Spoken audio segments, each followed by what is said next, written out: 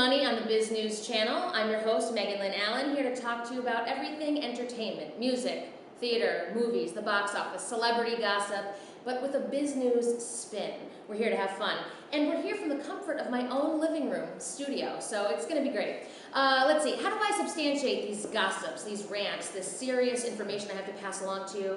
Internet blogs, that's the best place to find your research. Every Wednesday we run down a hot list of topics, so let's just start. Without further ado, let's get to the good. So before we get on a week-to-week basis, we should go backwards a little. This is our first episode, and you and I, haven't discussed the Tony Awards. Who was the big winner? The Book of Mormon.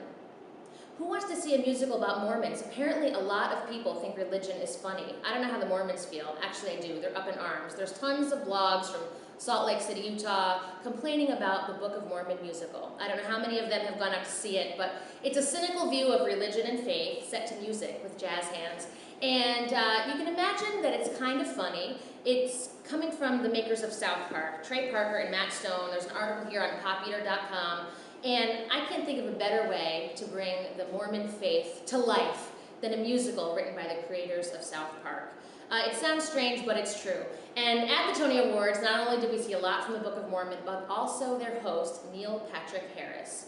He's the star of How I Met Your Mother. He's been a guest star on Glee. He sings, he dances, he acts, and I think he pulled the Tonys together pretty well. So, Book of Mormon, best musical, that was good. Now, let's look at the bad. Okay, you can find this on every blog, I'm sure, but I went to eOnline to find out that Lady Gaga performed as a mermaid in a wheelchair. As if an egg wasn't enough, Lady Gaga is now coming out onto stage in a wheelchair in a mermaid outfit.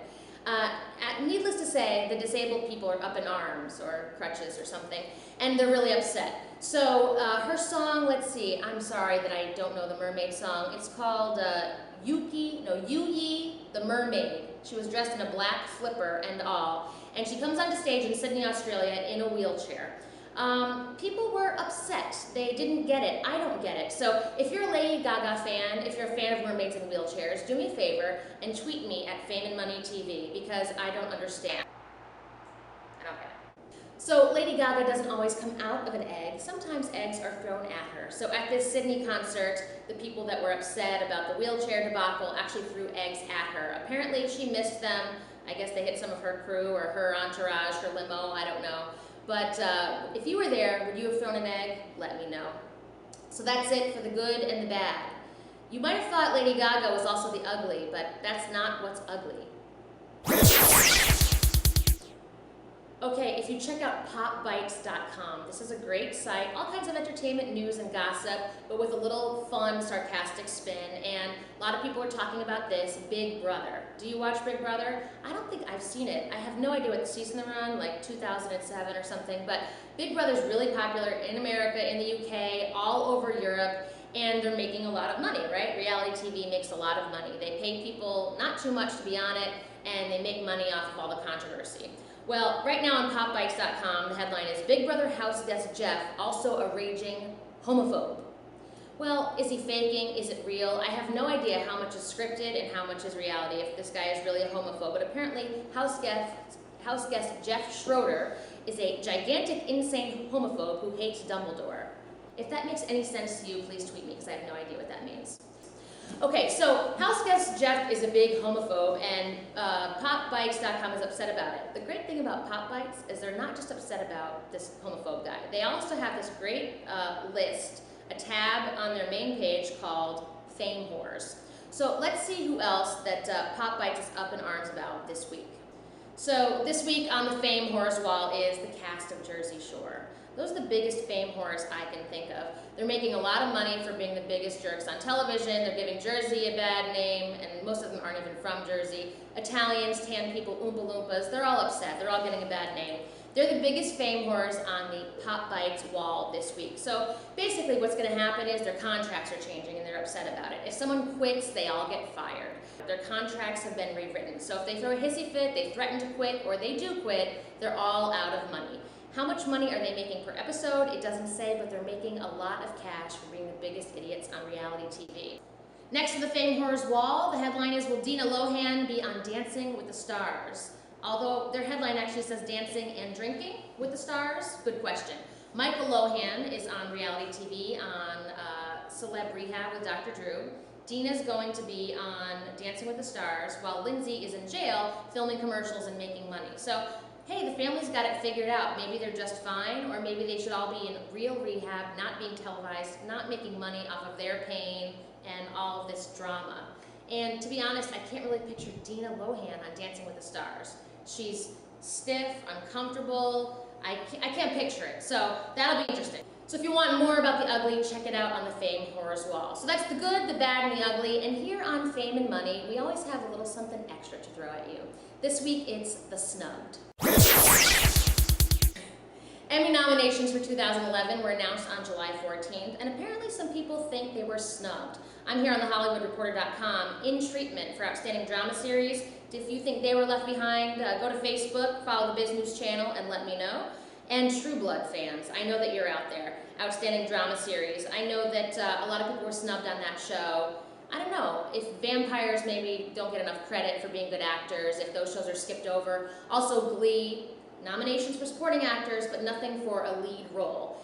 Maybe there's too many storylines going on Glee to look at anyone as a lead role, but Glee fans, True Blood fans, very upset. And I'm very upset also about Community. Community, even though it feels silly and just a bunch of fun, it's hard to make things fun, like this, how good this show is. It's hard to make that happen, so Community snubbed again. And lastly, on today's hot list, we have The Boring. All right, let's look at this week's top 10 at the box office and try not to fall asleep. In the 10th spot, Green Lantern. In the number 9 spot, Mr. Popper's Penguins. Jim Carrey and a bunch of penguins. Okay, great. Number 8, Monte Carlo. If you can tell me what Monte Carlo is about, I'll give you $1. Number 7, Super 8. Super 8's been around a while. I'm sure it's good, but it's falling down the slot. Then we have Larry Crown, Tom Hanks, Julia Roberts. Okay, they're going to bring in some box office money, I know that. But Tom Hanks and Julia Roberts falling in love, not the most exciting thing I've ever seen at the box office. But even worse than that is just above Larry Crown, which is about Julia Roberts being a teacher, we have a movie that made even more money about Cameron Diaz being a teacher, bad teacher. That's terrible. Oh my God. All right, in the number 4 spot, Cars 2, families bringing in millions of dollars to the box office. I understand they made $15 million last weekend. At $20 million was Zookeeper, with Kevin James doing funny, silly, hilarious things. In the number 2 spot, we have Horrible Bosses, a horrible name for a movie. It sounds terrible. There are some star power people in it, Colin Farrell, Jason Bateman, Jennifer Aniston. There's some good people in it, but I don't know how that movie's going to do. They made $28 million last weekend. We'll see if people keep going back. But maybe it was just the best of a boring lot of 10 movies. And in the number 1 spot, maybe I'll get some hate mail about this, I don't know, but I don't get it. I think it's boring. Transformers: Dark of the Moon. If you went out and spent your $12 on this, let me know. Let me know if you liked it, so next week I can make fun of you. You know who's not boring? Me, Megan Lynn Allen, the host of Fame and Money TV. So I'd like some information from you. Tell me about this first episode or something you'd like me to talk about on the next episode. Hint, hint, Wednesday, July 27th at 10 a.m. You can tweet me at Fame and Money TV. You can join our Facebook page. Follow the business channel on Facebook and say, I love Fame and Money TV and Megan Lynn Allen. She was amazing. And this is who I'd like you to talk about next week. Or you can email me, fameandmoney@thebusinesschannel.